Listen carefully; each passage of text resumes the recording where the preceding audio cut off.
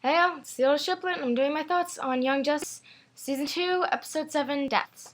Okay, so sorry I didn't get to do this is kind of late. I did not actually get to watch this episode till late Sunday night because I was really busy all weekend with family and stuff. But at one point Sunday, I did get to check out the episode list on Wikipedia, and I immediately picked out the names Artemis, Carol Ferris, and Aqualad. So I got pretty excited.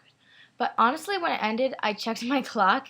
It was 1:35 in the morning, and I was on an emotional rampage in the hallway. Okay, I better start with the recap because this will probably take a while. We start out with the Godfrey show, and that is, of course, a horrible way to start if you're like me and absolutely hate this man.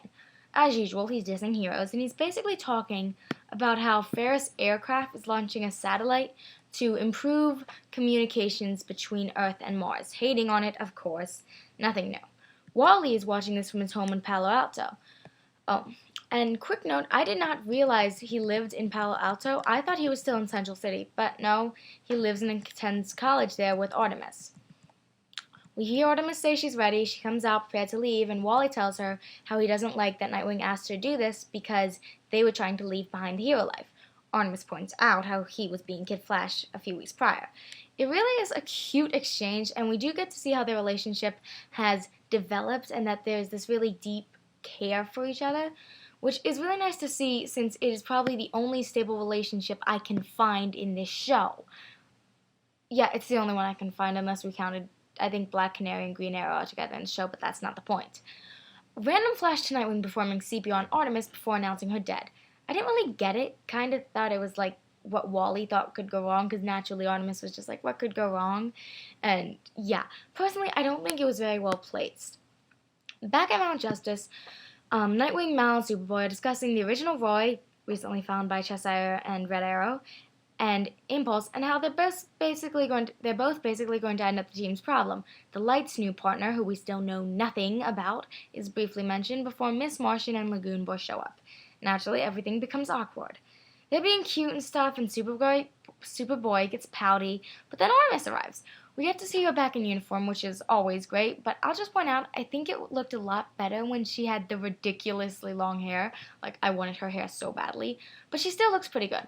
Pleasantries are exchanged, Lagan opens his mouth, and things become awkward, as normal.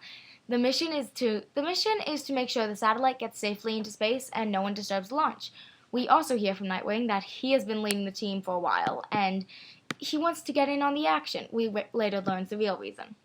We get to Cape Canaveral with Carol Ferris in the press. Godfrey opens his big mouth, but Martian Manhunter steps in before leaving with Superman, which Godfrey also comments on. As much as I hate this guy, he makes a good point when he says Manhunter, like Martian Manhunter, and how it sounds ominous, because, let's face it, it does. And I grew up with Justice League, and little me thought it sounded kind of scary. Anyway, Manhunter and Superman fly away, tailed out of sight, and we see Superman is actually Connor and McGann shifted into Manhunter so no one knows the League is short a few members. This is also a good way of showing development in McGann, because when she first came into the series, she couldn't shift into guys, so we really get to see how her powers have grown. We flash to Artemis and Nightwing on lookout because before the team links up mentally, we see Lagan is patrolling the water, but he's unhappy because his girlfriend is flying around with her, quote, super ex-boyfriend, end quote. I think this shows Lagan might be, like, insecure about his relationship with Megan, and he sees Superboy as a threat, but let's face it, he is. Like, Superboy is gorgeous, so. Anyway, Black Manta's force shows up in the waters, and they have missiles. Back to Dick and Artemis. They're talking, and Dick comments, it's nice to have her back, and Artemis says it's good to be back.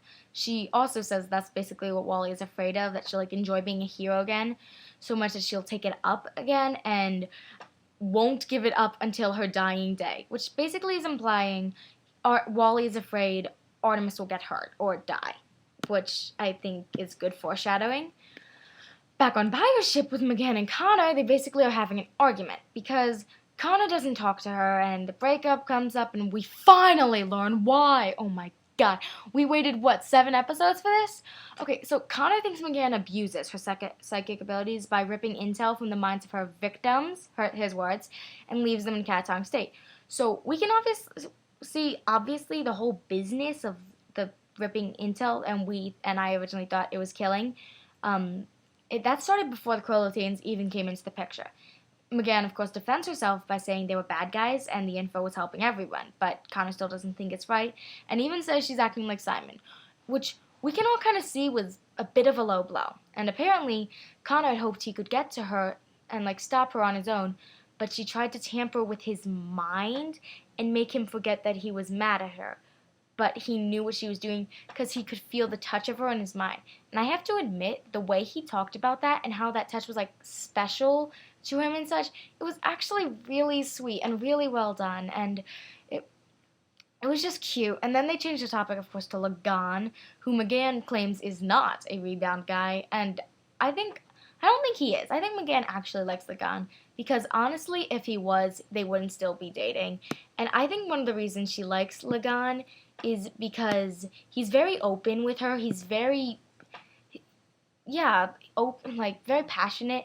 And while Connor was passionate and all that stuff, the fact of the matter is he wasn't as open and that caring and stuff. He didn't do the cutesy stuff, and I think McGann kind of liked that about Lagan.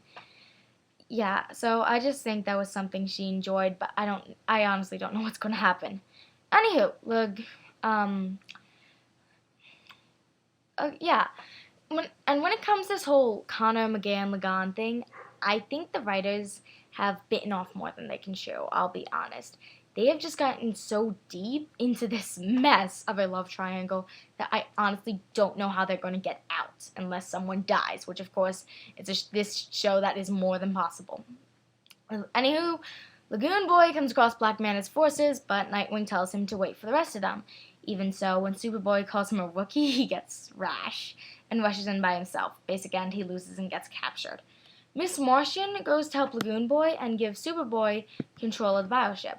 She changes to mermaid form, which was a good continuity nod to the comic books, where she first transferred into a mermaid. I think it was Here There Be Monsters or something. And note, that was also the first time she met Lagan, which was before she was in a relationship with Superboy. Artemis and Nightwing engage in battle on land, and they're able to turn the helmets of their enemies against them. So the Aqualad Black Manta Calder proceeds to lead the attack on land. And just point out, when he comes from the water, he looks so scary as hell, and more fighting ensues. Meanwhile, Connor and McGann take care of all the missiles. The satellite launches, but Calder then attacks his friends and kills Artemis. At least what I thought. But this is with the emotional rampage again. He killed Artemis, his friend. Then the satellite blows up. He killed Artemis. Bad guys leave. Connor and Megan show up. We see the part with Nightwing doing CPR and then claiming she's dead again. And naturally, it's not very well received.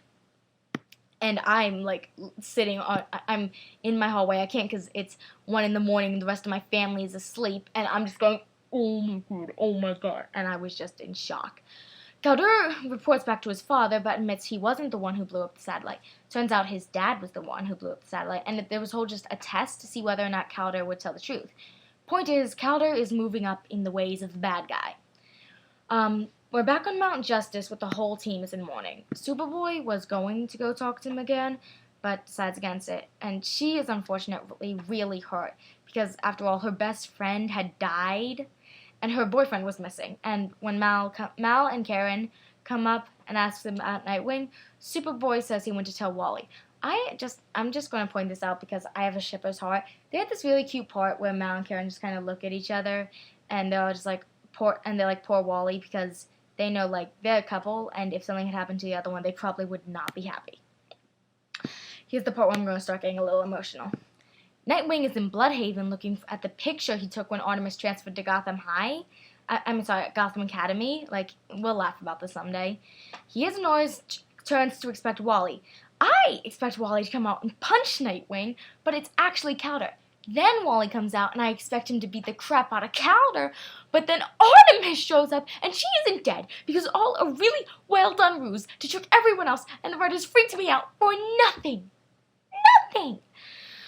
Okay, so it's a secret only the four of them know, and they're also the only four to know that Aqualad is actually just undercover and not actually evil. And this totally relieved me because, one, I love Calder, and I cannot stand the thought of him being a bad guy, and two, this means he didn't do something totally irrational because of Tula.